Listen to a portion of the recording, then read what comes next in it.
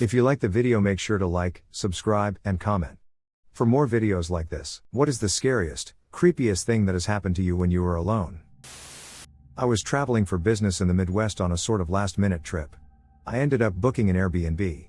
I knew it was too large for just one person, but I needed a quick place to stay and it was cheaper than a hotel. When I showed up, I realized the house was old, and much larger than I anticipated. 3 stories all to myself.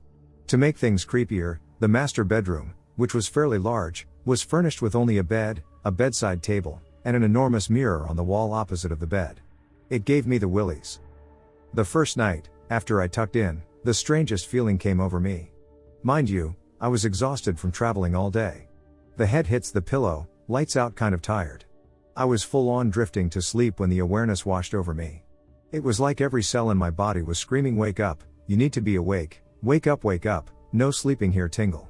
My internal monologue, also, jump-started to survival mode and was spewing kind of panicked flight ideas.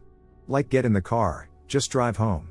Like my subconscious suddenly took a very active role in directing myself to get out of the house. I was terrified to look up at the mirror. Truly horrified.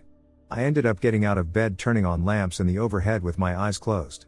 I immediately texted a friend back home with the address of the house. I watched movies on my laptop for 4 hours before falling asleep with the lights on. The rest of the trip, I slept in a different bedroom. Most bizarre 3 minutes of my life. In fall 2016, I moved into half of a really old house. It was built in the 1880s, a stone's throw from the original campus of Indiana University, which is now a park filled with homeless people and drug addicts. The owners basically turned it into a weird duplex. My friend had lived in it right before I moved in and he claimed that it was haunted, but I didn't really believe him because he was a bit of an odd guy. Anyways, the layout of the house was weird. You walked in the door and were in a living room type space, and then you kept walking and there was a doorway to a bedroom, and past that was the kitchen. No doors, only door inside the apartment was to the bathroom and one that led to the shared basement. So, my first night there was uneventful.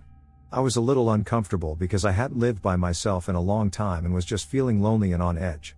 I stayed up late and then eventually fell asleep, but I woke up again around 3 in the morning. Cliché, I know. What woke me up was what sounded like a group of drummers were drumming on every flat surface of the living room. It went on for a while, and I was completely terrified. It was just a cacophony of sound. After about 2 or 3 minutes I finally gathered up the balls to get up and check on it, and as soon as I passed the threshold to the living room it just stopped. Nothing happened the rest of the night, but I didn't get much sleep. Couple days later a friend was visiting and he was about to leave. We were standing by the front door next to my bookshelf and I told him about how I was having trouble sleeping, and the story from the first night. As I was saying this, a book threw itself off the bookshelf and onto the floor 3 feet away. It had to fly past the dresser the shelf was perched and landed between the two of us. He just gave me a creeped out look and said he had to go. I don't blame him. Eventually I asked the guy in the other half what was up, as he had lived there for 8 years. He told me that no one stayed longer than a year and they all reported the same shit. For whatever reason, he said nothing ever happened on his side. Doesn't make sense, but there it is. We had a large, empty bedroom that my parents were always going on about turning into various things, a guest room, a game room, a gym, etc., but never did anything with. It used to be my room, before they kicked me out into the closet-sized 3rd bedroom in order to never do anything with my old room, but that's by the by.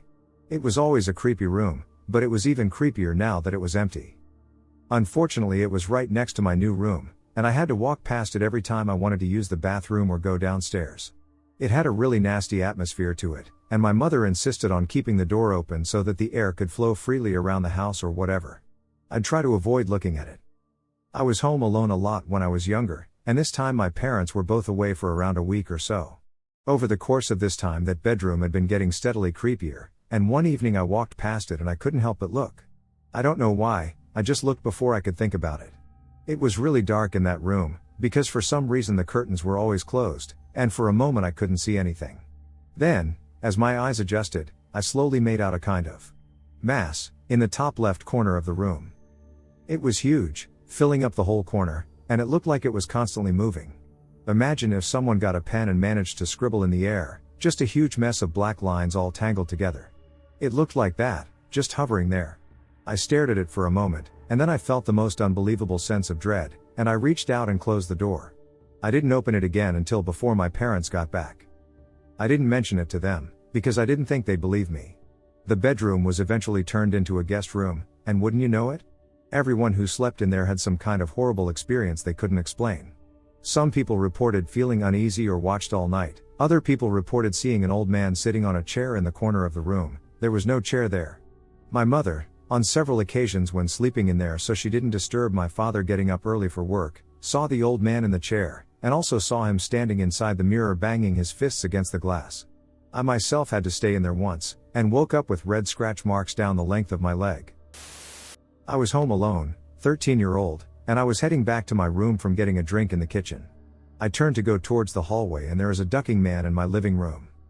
The man was in his 30s, wearing a suit, carrying a briefcase and wearing a bowler hat. His skin was pale and his suit was gray. I froze and just started at him because I'd what to do. He turns and looks at me and is somewhat shocked I see him. He proceeds to acknowledge me by tipping his hat and bending his head down. Then he turns to face the wall in front of him and walks through the ducking wall. So naturally I'm scared. My mom comes home and I tell her what happened. She doesn't seem too surprised and assures me it was a ghost and he must be gone. Fast forward years later and I'm telling one of my sisters this story. She stops and describes the man to the very last detail and predicted that my mom didn't freak out. Well, it turns out that this ghost used to watch my sister and my mom since our previous home, and that is why my mom didn't freak out when I told her. I have come to the conclusion this man was attached to a certain item my mother bought at an estate sale. This happened back when I was about 10 years old. I woke up at 2 a.m. in the morning to take a piss. As I was about to leave my bed as I heard 3 knocks on my window.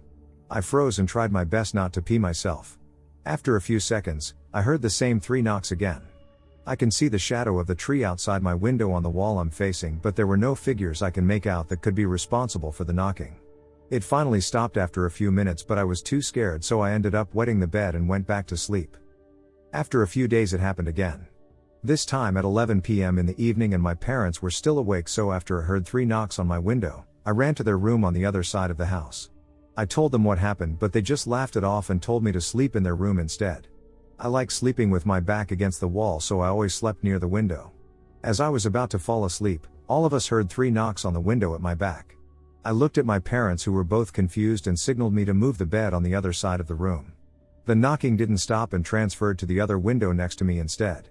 My parents looked at each other wide-eyed and assured me that it was probably some bird or lizard making the noise. It didn't happen again, but I became overly paranoid and always keep hearing the same 3 knocks everywhere for years. My mom had went to go run errands for about 30 minutes, but she couldn't bring me and I was around 8 at the time. It was afternoon and I decided to take a nap, and barely even 2 minutes into sleeping I feel someone fucking grab my back with long nails. They didn't hurt, but I could still feel that they had long nails. Yes, this more than likely was sleep paralysis, but I could literally feel it.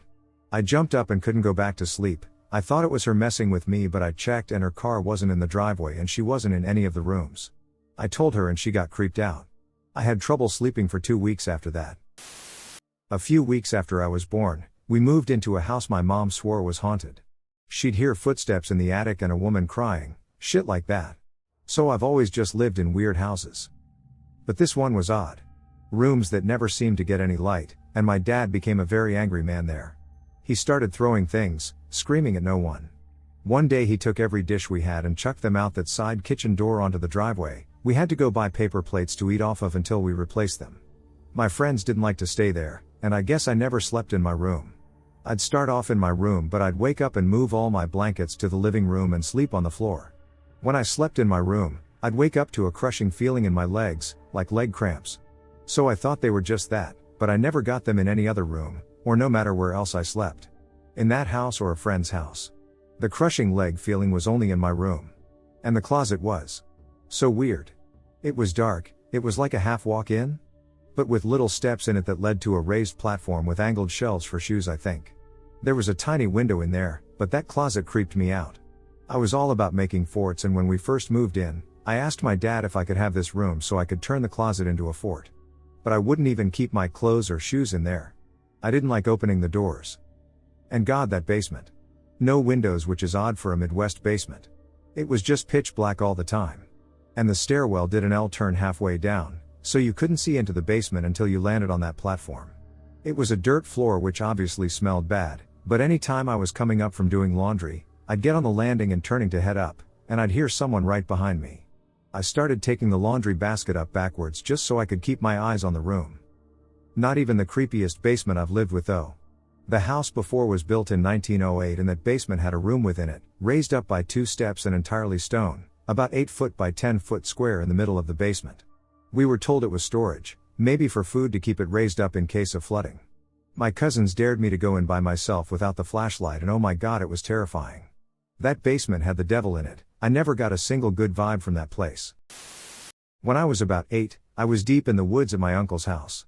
The parents went out and the 5 kids, 4 to 14, stayed home.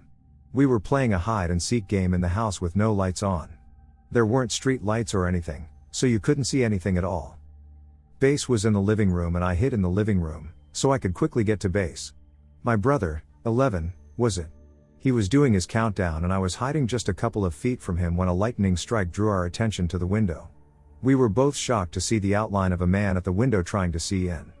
We started whispering and on the next lightning strike, the guy was starting to walk to the front door. My brother, Ben, quickly ran to lock the front door. I know, but it was a different time and place, and got there right before the guy started shaking the handle. Ben started flipping on the lights, presumably so the guy would know people were home and he'd leave, and he yelled for me to lock the other doors. I ran and locked the kitchen door and then to the sliding glass door at the back of the house. As I was locking that door, the guy was suddenly there, standing there on the other side of the glass. I was frozen, but Ben calmly told me to close the curtain and I focused on his voice and did what he said. My uncle has guns, but his son was gone on a hunting trip, so all we could find was a BB gun that looked like a real rifle. Ben stepped out on the porch with it to try to make the guy believe we were armed. They constantly had phone issues, this is going way back, but they had a party line, and we couldn't get the phone to work to make a call. We were trying to call someone on my uncle's CB radio, but weren't getting anyone. Eventually, an older cousin, who was only like 15 himself, showed up and we thought an adult was there and we had been saved. That calmed us down and we went back to normal, I guess. I'm not sure I've ever had a creepier moment than looking up at the window and seeing someone on the other side though. So back on Halloween on 2019 my friends and I decided let's go to this abandoned nursing home for shits and gigs, so we start the journey but on the way there we see a duplex 1-floor building in the woods abandoned, so we decided stop there real quick to explore since it's Halloween. So we adventure the property for about 20 minutes and we decide hey let's go back through real quick and see if we missed anything so we head back towards the first door we went to. Right as we approached it the most blood-curdling scream broke the absolute silent night, talking metal to a chalkboard type of scream that was one continuous note. We absolutely hightailed it out of there literally tripping over sticks and shit trying to get the duck away from whatever we heard. We left there and went to the nursing home first mentioned, nothing interesting happened, so when we were riding home we stopped at Thai building again to see if it was a siren or if something was behind the building. We searched for 20 minutes behind, in front of, and every room again and the sound never repeated itself. Haven't touched an abandoned building since cause that shit was terrifying. 20 plus years ago, my husband at the time and I decided to go camping on the Indian reservation in Oz. We took our 2 dogs and drove on dirt roads for miles. We passed 1 car on the drive-in. We were literally isolated and miles from any town. We arrived just before dark and dusk was setting in and found a place just off the road in the trees. I should add here both my ex and I were seasoned campers and normally very confident. We started getting camp set up and both dogs started acting strange and we growling toward the bushes and trees to the west, yet not going in to investigate like they normally do. I felt the hair on the hair stand up on the back of my neck. Never have I felt the urgency to get out and get out fast. We were alone in the middle of nowhere and completely vulnerable. We both decided at the same time we needed to leave ASAP. It was now getting almost completely dark and I was afraid at any moment someone was going to come out of the trees. We threw everything into the back of the truck and I was literally shaking by the time we left. I didn't feel safe until we were miles down the road.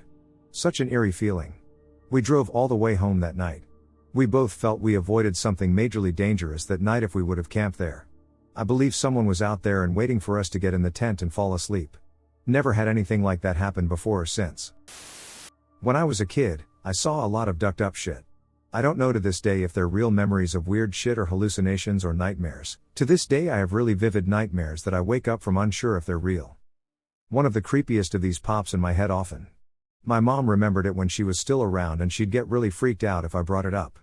I've been through a lot of shit in my life, grew up in the wild west of the internet, it takes a lot to scare me.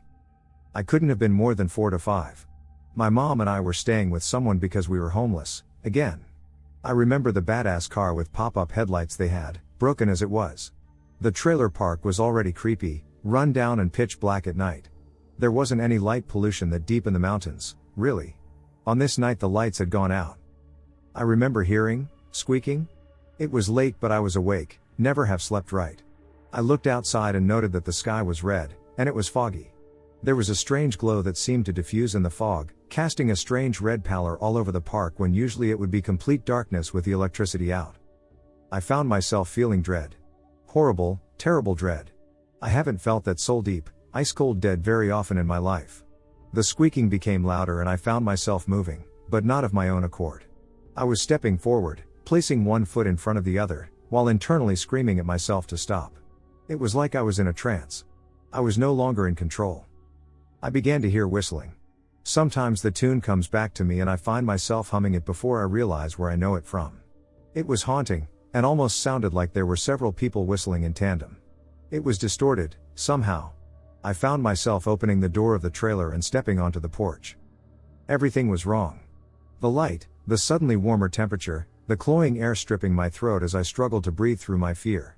The squeaking became louder and I thought, briefly, how strange it was to hear anything over the pounding of my heart in my ears. The source of the squeaking finally revealed itself as a tricycle with no rider ambled towards me out of the mist.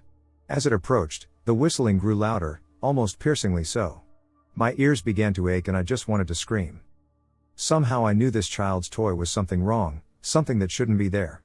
It held no depth, no color, no reflection, as though it itself was simply cut out of reality. It was so deeply black that I couldn't comprehend it. I found myself beginning to step down the stairs, terror clogging my throat as I begged myself to stop. Before my feet touched the ground, and with the tricycle only feet away, my head now pulsating from pain caused by the squeaking and whistling, my mother grabbed me and picked me up. I remember this shocking me out of it, like cold water hitting me.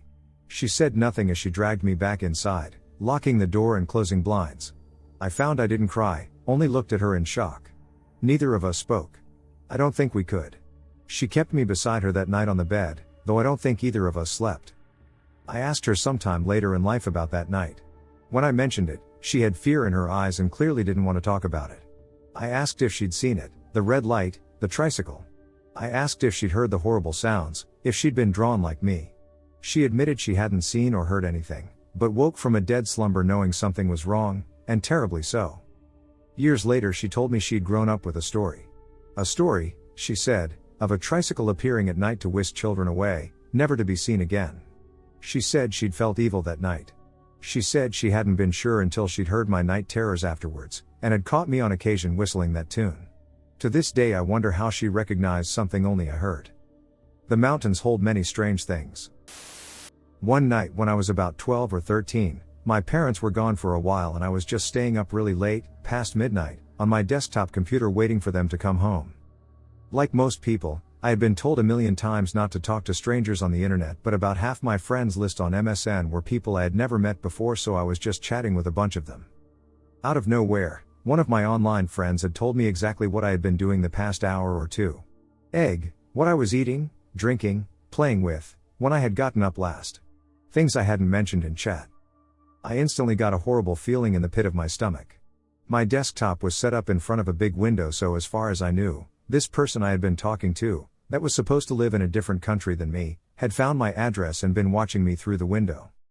Turns out, he had somehow hacked into my webcam. I always left it plugged in even though I had been warned not to when I wasn't using it, and had been frequently watching me through it whenever he wanted. It's been 10 years and I still have all the cameras on my devices covered in thick duct tape. I was home alone one night in middle school. I was in my room, which is right above our kitchen, watching TV. I had already shut all of the lights off downstairs cause I was eventually going to fall asleep and didn't want to get yelled at for leaving the lights on. So I am laying in my bed. The family dog, a Chesapeake Bay Retriever, was lying next to me when I hear cabinet doors open and shut. It wasn't like they all open at once and then shut, but more like one after another for a few seconds. I freeze and look at the dog, who at this point was an old lady, who perked up and looked at me. I peek out my window that overlooks our driveway and didn't see anything. Now I didn't think anyone was in the house because while the dog was lazy AF, she was a great guard dog and she would have responded if the door opened or whatever. So after a few seconds the dog gets up and starts moving towards the stairs, and I decide to follow, fully confident that if anyone was down there she would scare them. I grab my softball bat and my cell phone and follow her downstairs. As we come downstairs I notice the lights are on in the kitchen, and I dial 911 because I know I shut the lights off prior to going upstairs. When we get in the kitchen all the cabinet doors were open, which was obviously not how I left it. That's when I noticed that the door was still locked, so I thought whatever did this was still in the house. So I quickly ran upstairs to my parents' closet and called my parents and told them what's up. They came home and obviously didn't find anyone or any trace of anyone being in the house. We still do not know why the light was on and cabinet doors were open, but we had some other paranormal-like occurrence happen around that time, so we chalked it up to the household ghost. Quite a few years ago now, I was 12 or 13 and had the day off from middle school. I'm watching TV on the couch upstairs with my dog not too far away from me. Now understand that the couch upstairs has a direct line of sight to the front door, and the front door has a small window in it with only a few spaces to actually be able to see through.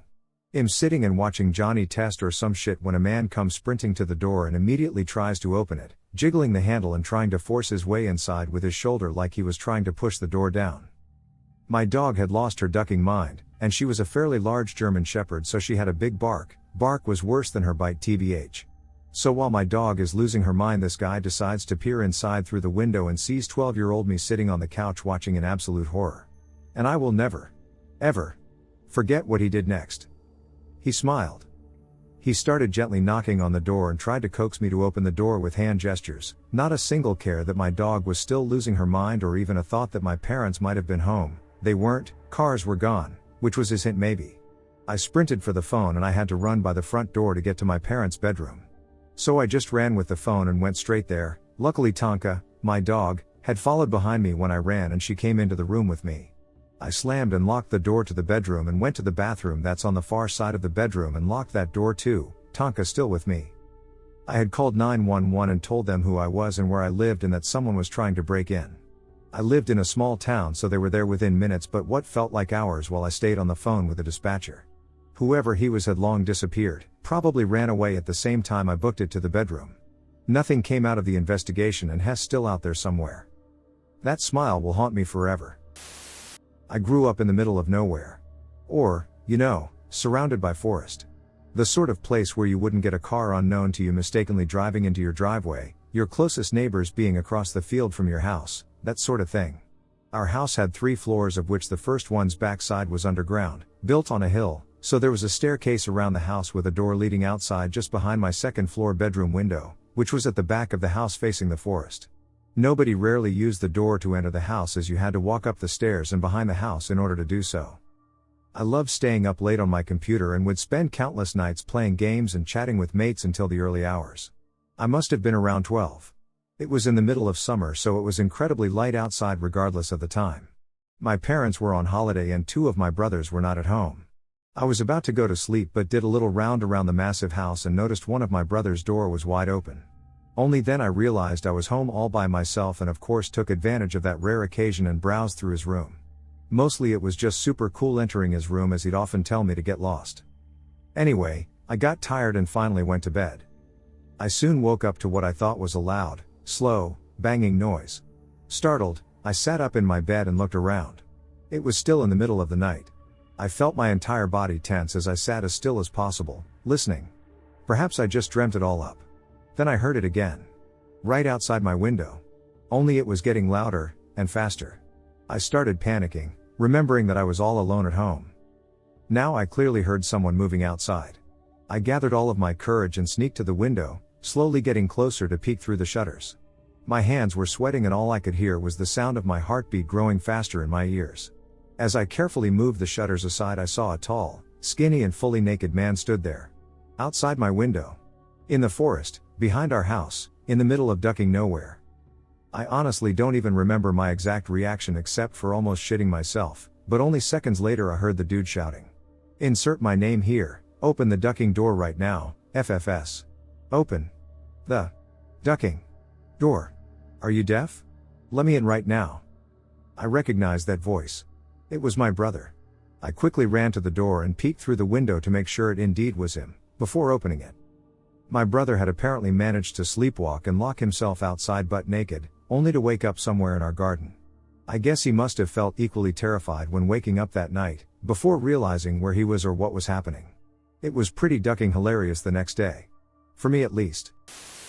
I used to go to camp with my dad at a seasonal campground from 2005 to 2007 in upstate NY in the middle of Adirondack forests and about a 20-minute drive from the closest town. It is now an agricultural farm and closed for unknown reasons. Anyway, families would bring their campers here and just leave them yearly. We were one of those families that did this. Luckily, there were other teens there around this time and we all really hit it off. We ranged from 13 to 17 years old within those years. This story takes place in the summer of 2006. A few of my camp friends and I were bored at around 1 p.m. one day, so we decided to hike into the woods that were behind all the campsites. We'll call my friends Jan, Bridget, Helen, and Astor. There were some well-traveled trails not far in, but we had already walked them many times. We decided to cut across the trails and go deeper into the woods. Eventually, we end up in an uphill, 30-foot wide clearing that had what appeared to be a car to the right in the distance. Astor immediately sprints to the car and exclaims that it is indeed a very old, very rusted and abandoned car. The rest of us walk to our very enthusiastic friend. I remember feeling something was very off about that car and requested that we all get away from it. Astor laughs and jokingly says it could be rigged with bombs. Bridget hit him in the arm and yells at him, "Shut the duck up. Get away from that car. Who knows what could be inside it." Odd, I thought to myself, maybe she feels the same way I do. We start to walk past the car upward toward what looked like a larger clearing. Helen grabbed my right arm and walked beside me, seemingly terrified. Me being about 15 at the time, I welcomed her clinging to my arm and really didn't notice her terror.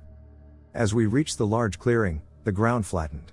Directly in front of us, there is a pond that is completely still. To the left of us, there's a yellow, two-story house that seems to be abandoned. This clearing is completely surrounded by the rest of the woods. Upon seeing this, I remember the feeling of dread washing over me. Meanwhile, Astor and Jan are running toward the house. Bridget, Helen and I all called out to them and told them to come back and not go near that house. Instead, they noticed an open window and they both climbed inside. As soon as Bridget saw them doing this, she yelled out, "Fine. If you two want to duck in some creepy house, be my guest." Her scream seemed to fall flat with no echo, almost like it was blocked and couldn't make it to the house. It was eerie. Bridget finally looked over at Helen and I, sounding defeated. She said, "Come on, let's just go back to camp. This place is ducked up." We concur and start to head back toward the downward smaller clearing when we hear what sounds like Jan's scream. We look back to see Astor and Jan are already out of the house and almost to us. They are both whiter than freshly bleached sheets and are motioning for us to leave. The hike back to camp was pretty uneventful, but Astor and Jan refused to tell us what they saw in there. Astor was still trying to act silly and cool, but he kept glancing behind us. Jan didn't say a word the entire time.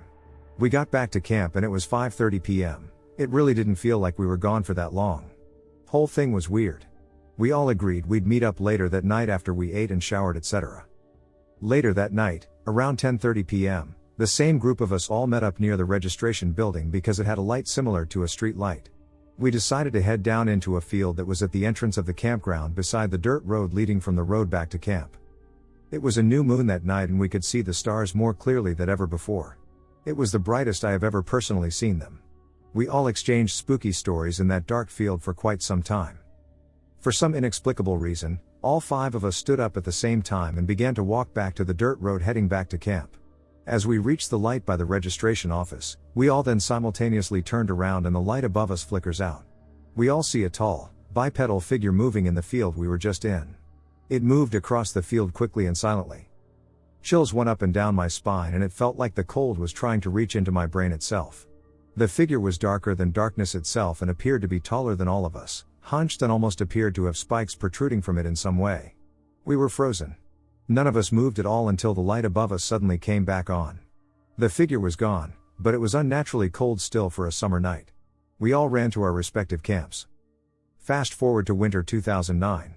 I was telling an ex-girlfriend of mine, let's call her Kitty, about the above story. She is the type of girl that says that she's very sensitive to paranormal events and is always intrigued about them as opposed to being afraid most of the time. She somehow convinces me that she needs to go to the camp I used to go to, but it has been closed and is now that agricultural farm I mentioned above. I decided to drive her and I up there one night in my 2000 Buick Century Limited.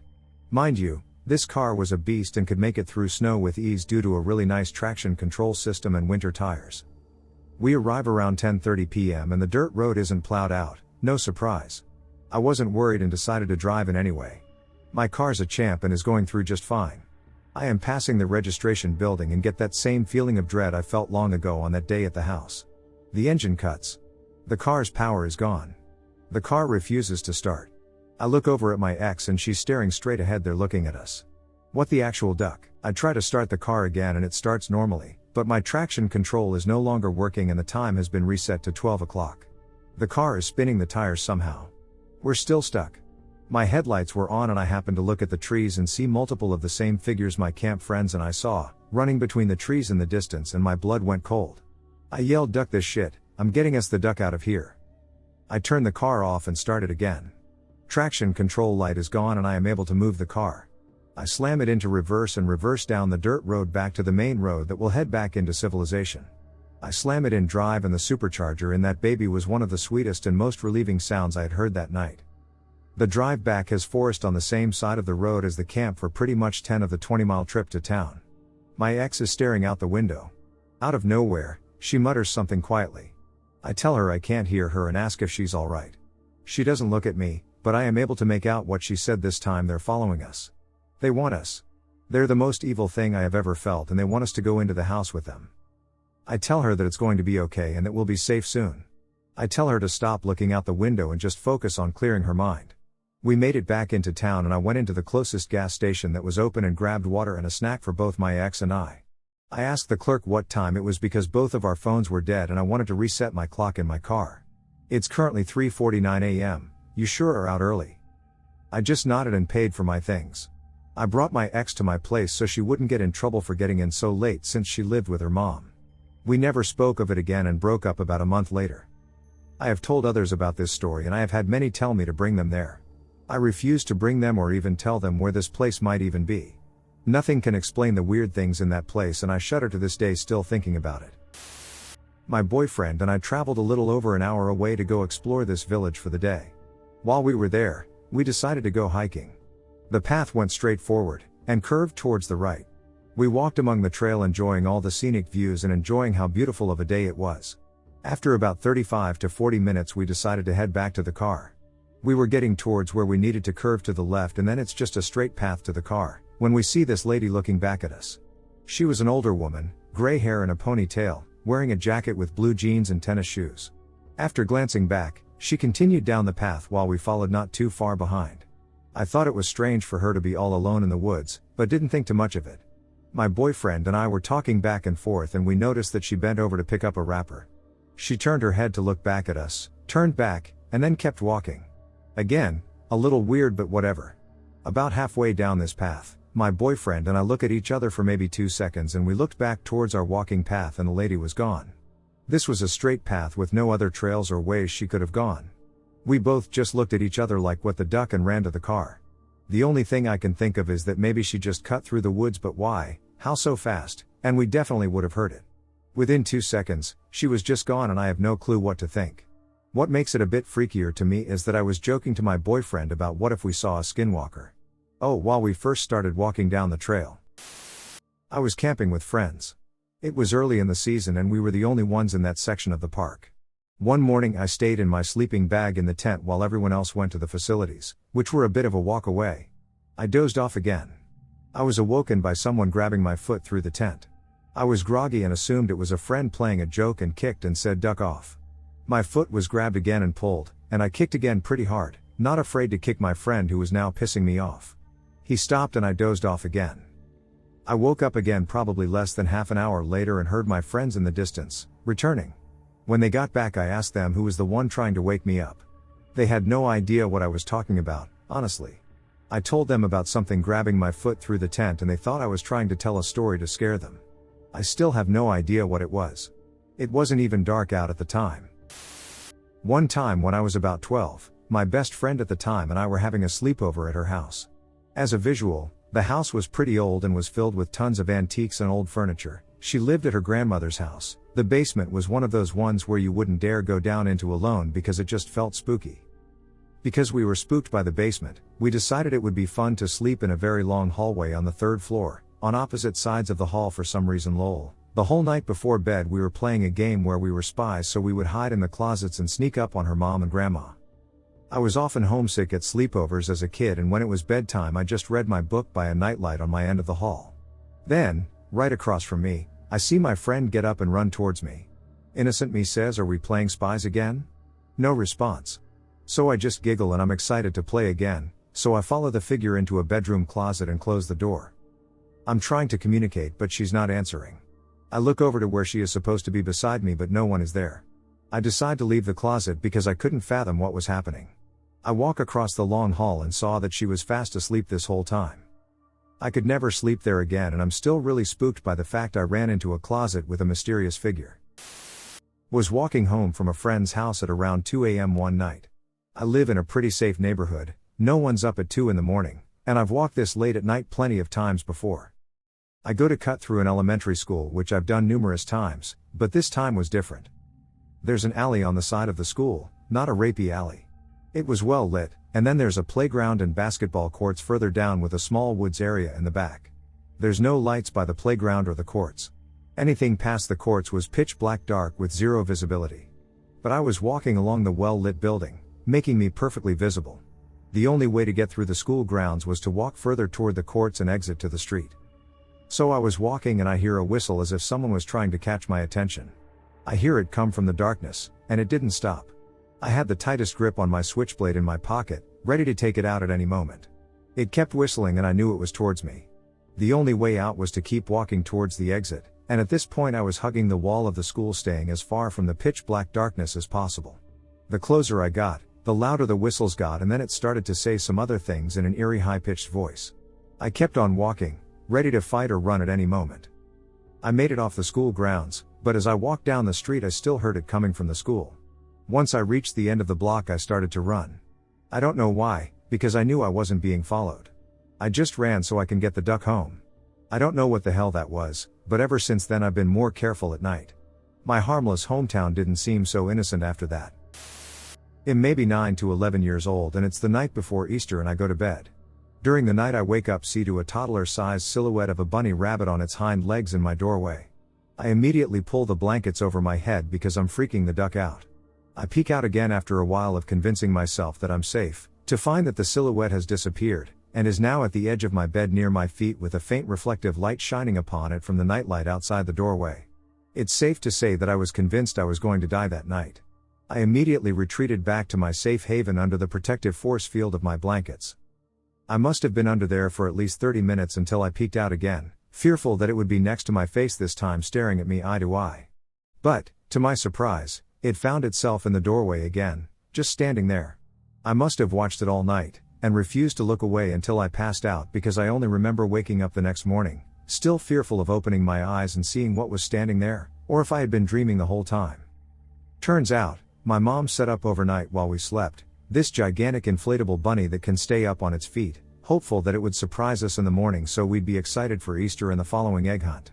It had the exact opposite effect, and I had nightmares for months and years. To this day, she still has no explanation how it got to my bed, because she had only put it in the doorway and left it there. It still boggles my mind how that stupid inflatable bunny managed to move from the doorway, 3 to 4 meters to the edge of my bed, then back again without being caught. Maybe the Easter bunny is real after all. I was around 9 and sleeping in my parents' room while me and my mom waited for my dad. I was still sleeping with them cause I had watched 2012, the Doomsday movie, and thought we were all gonna die. So while me and my mom waited for my dad in the final bedroom of our 3-bedroom apartment, to get back from work around 12:15 a.m., we heard noises from the kitchen which sounded like the distinct noise our drawers made when opened. We hadn't heard the main door open, so we were a bit surprised that he was already home and rummaging through the snack drawers. By now I was wide awake and happy my dad was home, and not victim to the incoming doomsday that had been predicted by movie directors and ancient Incans or whatever. My mom and I stepped out of our room and went into the kitchen, which was right next to this bedroom we were in. The drawers were wide open as we expected, but what we did not expect was my father being nowhere in the house.